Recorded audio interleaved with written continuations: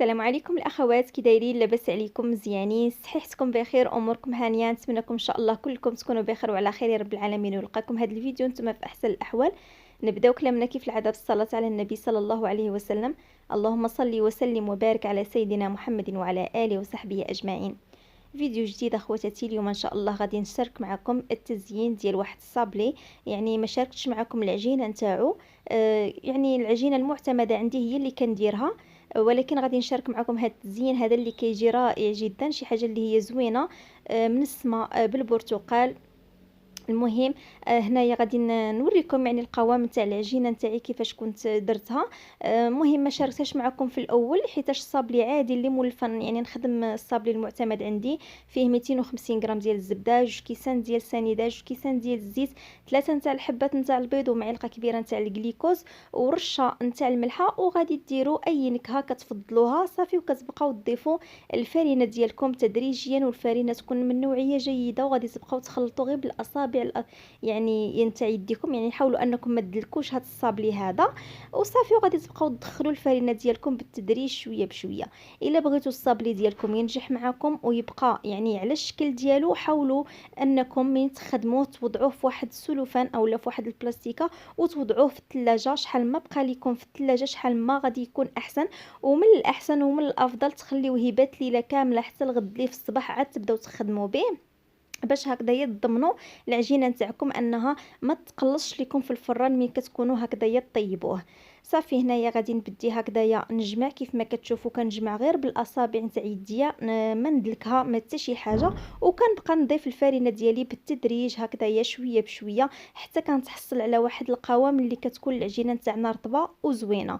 هنايا صافي جبت واحد سلوفان وغادي نغلفها وغادي نخليها تبات ليله كامله. وإلا كنتو ما بغيتوهاش تبات خليوها على الاقل واحد الساعه في الكونجيلاتور، يعني حتى تقبض في راسها مزيان، وعاد ديك الساعه تخرجوها يعني حتى تبرد مزيان، وعاد ديك الساعه تبداو تخدموا بها. هنا كيف ما كتشوفوا معايا كيف العاده دائما واحد البلاستيكه ونوضعوا العجينه نتاعنا، نوضعوا فوق منها بلاستيكه واحده اخرى وغادي نبديو نورقوها. بالنسبه هنايا للتوريق كيف ما كتشوفوا راني يعني ورقتها، ما كتكونش رقيقه بزاف وما كتكونش ايضا يعني غليظه. مهم انا هذه ما غاديش هاد الحلوه هذه ما غاديش نلصق يعني وحده مع وحده، غادي نخليها غير هكذاك صابلي عادي.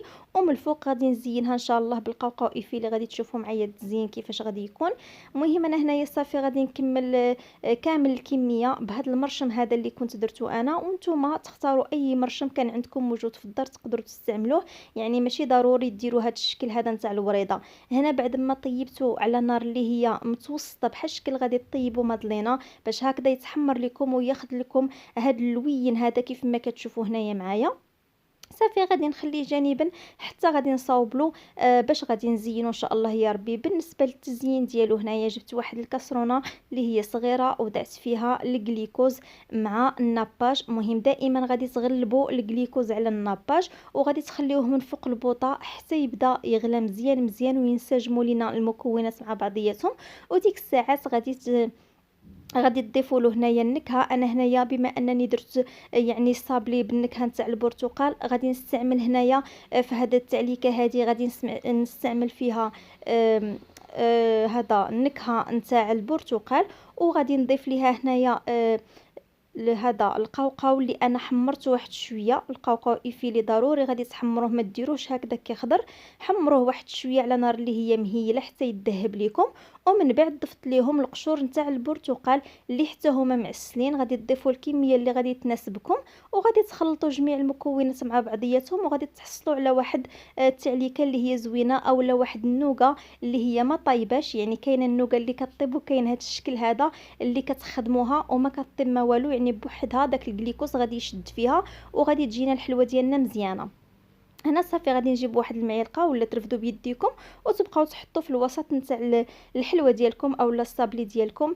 بالنسبه للاضافه اللي غادي نضيف ليها، غادي نضيف ليها هاد الورد هذا اللي على شكل الوان كيعطي واحد النظره زوينه للصابلي ديالنا، اولا كيعطي واحد المنظر اللي هو زوين.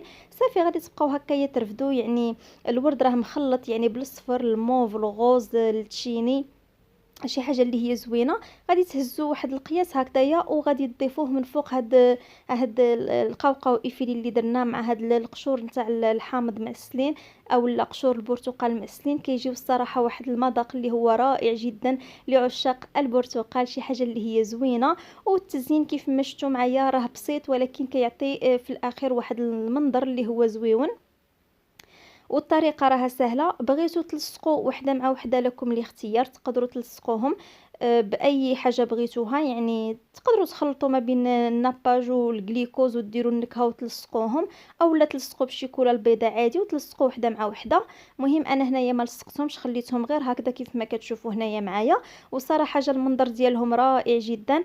الشكل ديالهم جا زوين. انا هنايا درت جوج اشكال، وحده درتها بهذا الشكل هذا اللي شاركته هنايا معكم، والاخرى درتها بالنوغا يعني اللي طيبتها في الفران حتى هي جات زوينه بزاف. فيها الكركاع، فيها اللوز، فيها القوقاو ايفيلي. مهم درت هكا واحد التخليطه وخدمت النوغا وطيبتها وجات على هذا الشكل كيف ما كتشوفوا. صراحه المنظر ديالو كيجي رائع جدا، شي حاجه اللي هي زوينه. كان هذا هو الفيديو ديال هذا النهار هذا اللي شاركته معكم.